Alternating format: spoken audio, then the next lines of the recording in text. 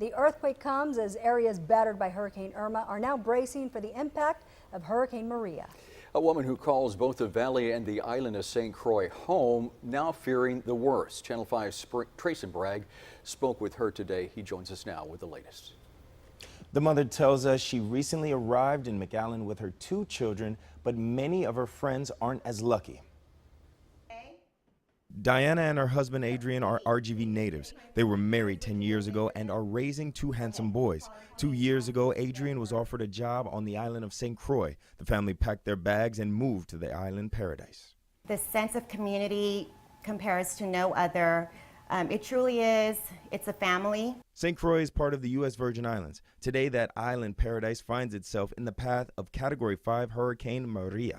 Melendez says a small island like St. Croix takes longer to recover from a major hurricane than the U.S. mainland. Supplies have to get imported. As it is, it's very expensive already because they do have to import supplies. And if there's a hurricane in the water, you can't just fly a plane over. What if the airports are not functioning? You can't just sail a boat over. She and her family arrived to the RGV before Hurricane Irma hit their sister islands. She says last week her husband returned to St. Croix with supplies for those affected by Irma. Now he finds himself in Maria's path. He has a wife, and I'm worried. You know, I think that the thing that worries me the most is if once we lose communication.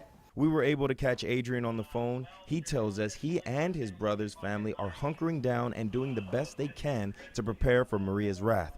Winds are already picking up. Well, what they're telling us, probably about 10, 11 o'clock at night, we're supposed to get kind of the actual hurricane wind, the actual hurricane itself. Both Adrian and Diana say they have faith their family and friends will remain safe.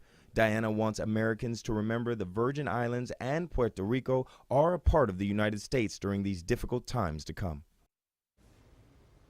Diana tells us her husband now has access to a satellite phone. That's great news for the family. It means even when the island loses phone service, the family will still be able to maintain communication. We will continue to check in with Diana about the rest of their family.